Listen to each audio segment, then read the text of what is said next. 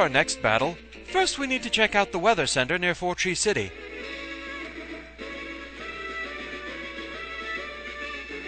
They'll tell us where one of two legendary Pokémon are hiding. First, we just need to get up to the second floor.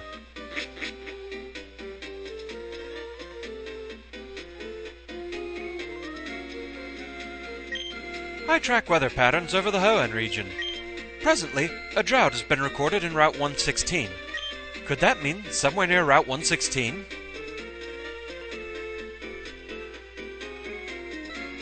Heavy drought conditions will tell us where Groudon is hiding. So, we need to get to Route 116.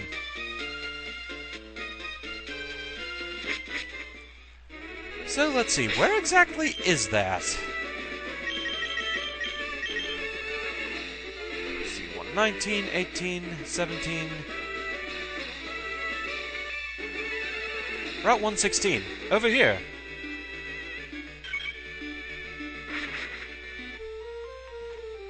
Alright. Somewhere on this route, we'll find a cave that wasn't there before, and as you can see, the sun is shining brightly.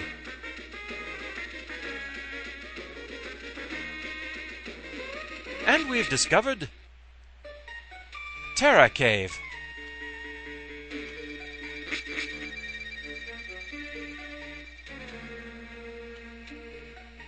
And here in Terra Cave, hi there, Groudon. In Emerald, you really need to be prepared for these battles. In Ruby and Sapphire, Groudon and Kyogre were only level 40. Here, they're level 70. Upon entering battle, Groudon immediately makes the sun start shining. However, it's not as bad a thing as it might seem like at first. Groudon is just a ground type, so it doesn't strengthen his attacks any. It does make it so he can rapid-fire Solar Beam, but he doesn't really have any fire attacks to take advantage of the sun. It does benefit him slightly, though, in the fact that it weakens Water-type attacks. But that's really about all the poor guy has going for him. As far as battle capabilities, between the two, Groudon unfortunately kind of got the short end of the stick. Because, yeah, I can let him rapid-fire Solar Beams, but it does the same for Pokémon fighting against him. And being a ground type, since he's weak to them, well...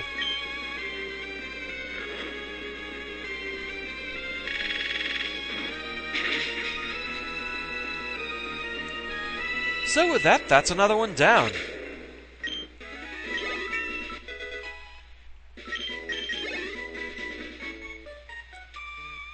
So, just something quick to show here. As soon as we leave Terra Cave,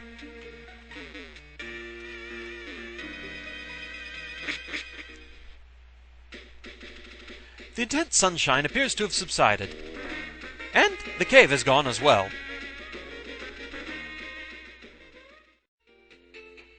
And so, once more, back to the Weather Institute.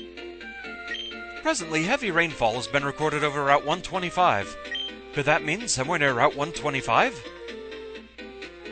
If you get the heavy rainfall comment, you're going to need the ability to use both Surf and Dive.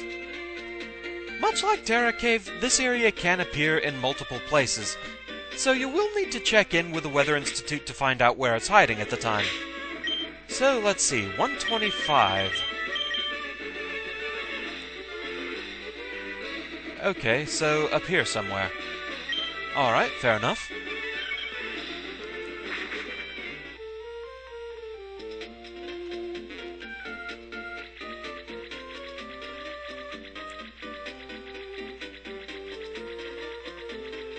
Time to rappel up and go for it.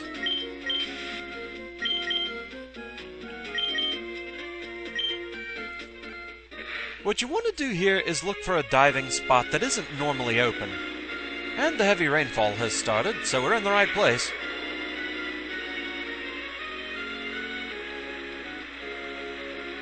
It's usually a fairly small diving spot, too.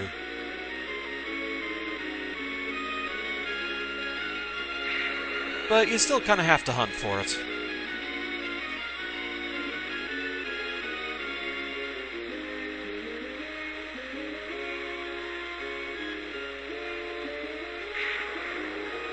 That looks promising.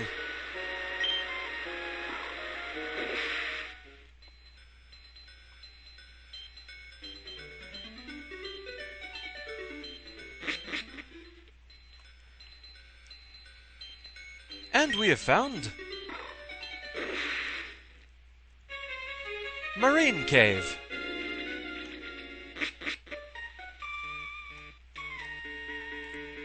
Now, Kyogre is definitely not to be underestimated. Between the two, he is far more the one to be feared.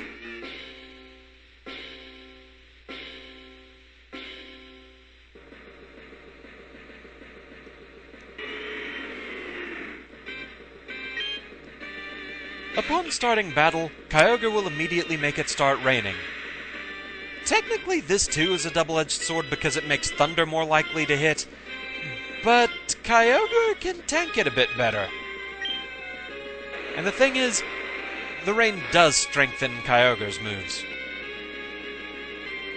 Yeah, that wasn't even a critical hit, and I was resisting it, and yet it was still a one-hit KO. That's a bit of a problem.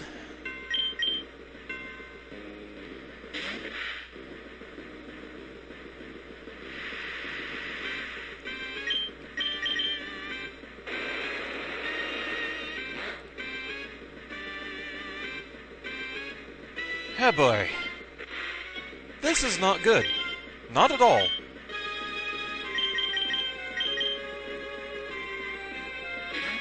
Let's see what happens if I return fire.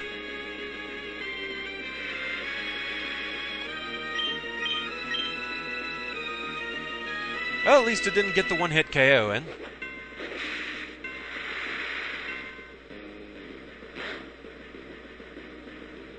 Yeah, that didn't do nearly as much as I was hoping it would.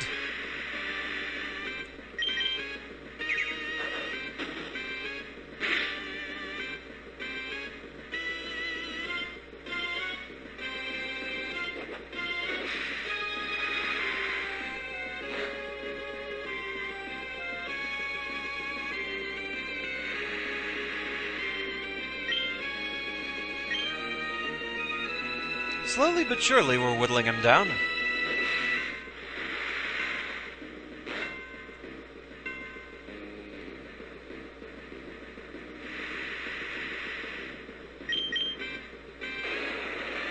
Okay, going for Hydro Pump again.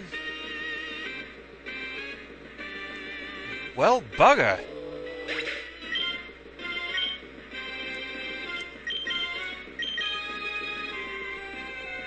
Alright, Tama, it's all you.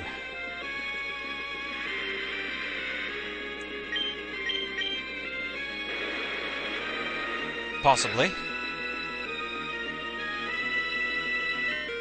Okay, at least survived that. There we go. So yeah, Kyogre definitely put up a fight there. That was problematic.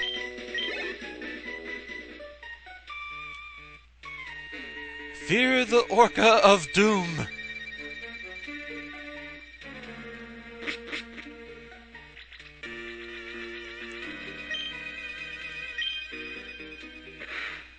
So once again, just like Terra Cave,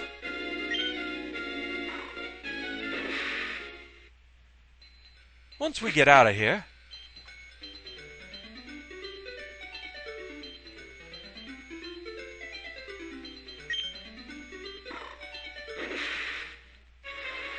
the massive downpour appears to have stopped, and the diving spot has disappeared as well. One more thing of note here. If we go back to the Weather Institute at this point,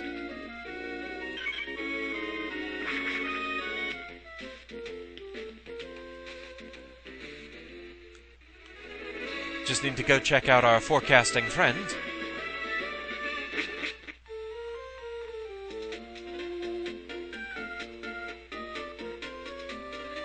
Now that we've dealt with both Groudon and Kyogre,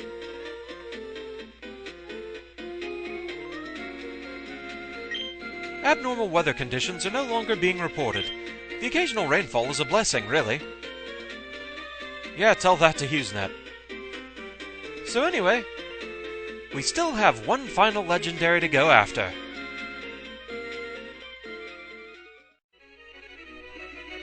For the final legendary, we need to get back to the Sky Pillar, and Pacifidlog is about as close as we can get.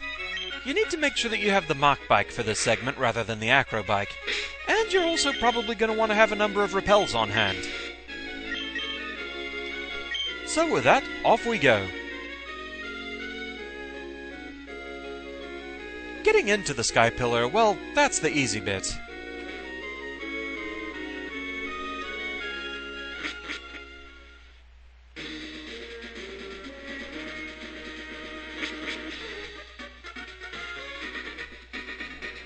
The tricky bit is actually climbing the tower itself.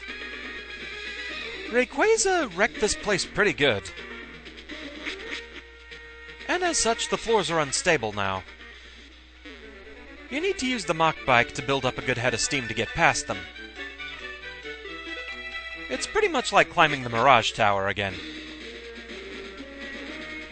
Only a good bit more demanding.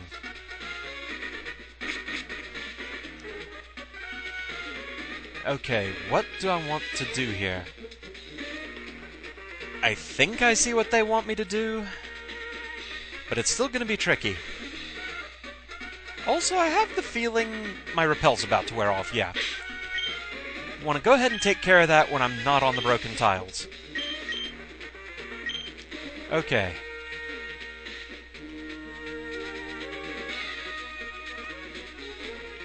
Oh, I was almost there, but I couldn't quite build up the speed I needed. Bugger.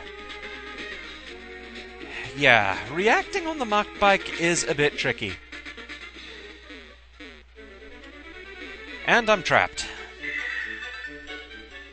It does make for kind of an annoying segment here.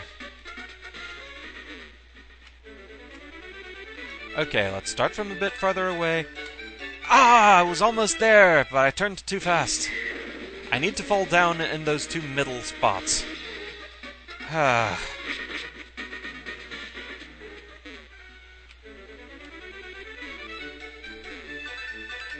There we go.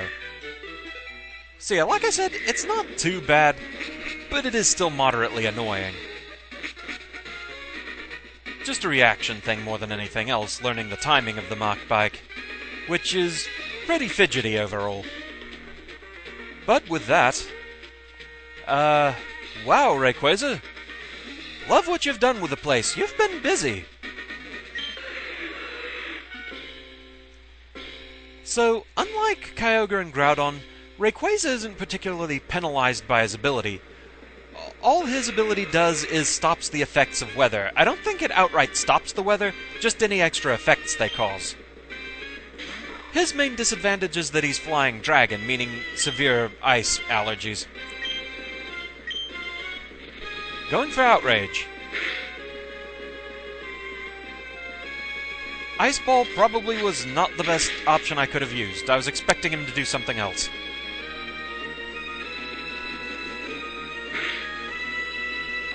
Okay, so I'm not going to be using Ice. Alright. Fair enough.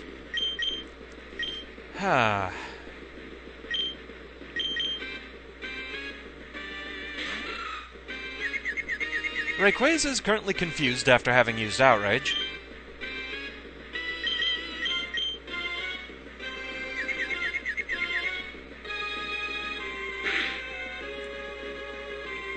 The thing here is I don't think there's too much that it can actually do to Ceres.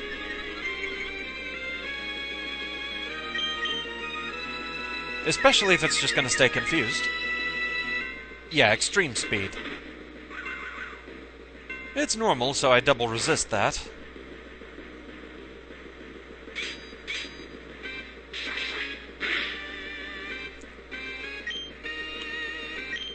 As silly a move as it is for Rayquaza to use, I kind of expected it to use Fly.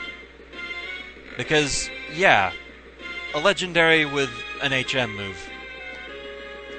It happens sometimes, I guess. I do have to eat back through Rayquaza's health, though. which is a bit of a thing.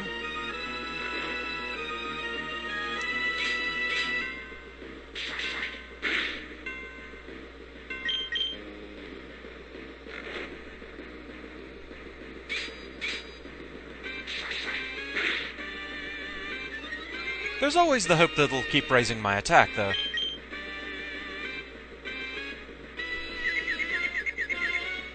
And poor Rayquaza is still confused. That nap did nothing to clear its head. And there we go, Rayquaza is down. And so with that, we've prevailed against the legendaries of Hoenn. Or, at least, all the legendaries we can get to. Technically, there are a few other legendaries in the Hoenn region, but you needed event-only items to reach them. We can at least talk about those, though.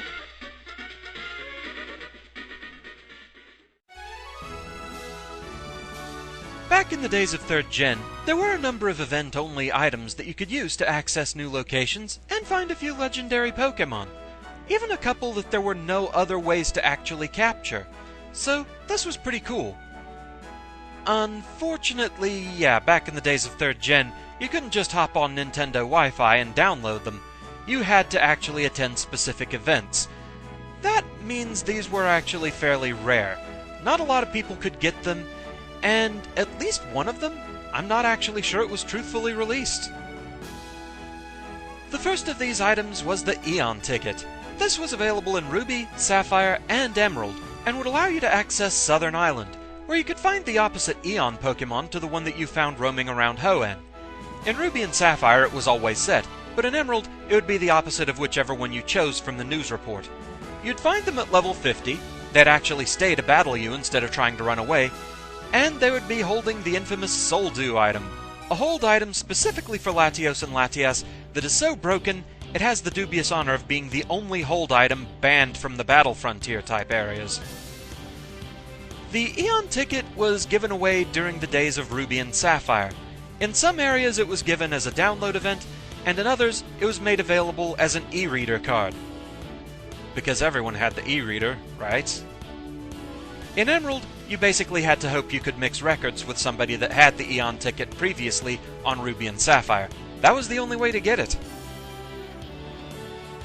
Next up was the Mystic Ticket, available in Fire Red, Leaf Green, and Emerald. It allowed you to access Naval Island, which contained a small cavern with 2 ladders, one going up and one going down. This would let you access the 2 major Johto legendaries, Lugia and Ho-Oh, both found at level 70. That same trio of games also had the Aurora Ticket, which was used to access Birth Island. Here you had to solve a quick puzzle involving shoving a triangular rock around until it turned red.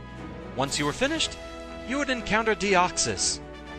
Deoxys was level 30, and back in the days of 3rd Gen, its form entirely depended on which game you were playing. So if you were playing Fire Red, you'd be dealing with the attack form, Leaf Green, the defense form, and Emerald, the speed form. Both the Mystic Ticket and the Aurora Ticket were apparently available during the Pokémon Rocks America tour. Finally, there was the Old Sea map, which was available only in Emerald. This one allowed you to reach Faraway Island, where you could find Mew. She would challenge you to a game of hide and seek, and after a while she'd actually battle you. She appeared at level 30. This one, I'm actually not 100% sure if it was released. According to Bulbapedia, it was available via a Nintendo event, but put it this way, I never heard about it being released. If anyone actually knows any more about this, I'd be interested in hearing more. Aside from Deoxys, 3rd Gen did add another event legendary Pokemon into the decks, and that was Jirachi. However, unlike Deoxys, there wasn't a way to capture your own Jirachi in-game. In fact, to this day, there has never been an in-game event to capture your own Jirachi. Only Wi-Fi download events and things like that. Back in 3rd Gen, the main way to get Jirachi was to use the bonus disc that came with copies of Pokémon Colosseum for the GameCube. You had to hook up your Game Boy Advance to the GameCube itself and download it that way. Though, I'm not quite sure how they did it in Japan. From my understanding, the bonus disc in Japan instead gave you Celebi, a 2nd generation event legendary. Not such a bad thing to have, but it does leave the mystery of Jirachi. So with that, that's pretty much it about the many legendary Pokémon of the Hoenn region. So, thank you very much for watching. I hope you're enjoying the series so far, and I shall see you again next time when we go for the final challenge of Pokémon Emerald. Until then, fare thee well. Who's that Pokémon? It's Fabio!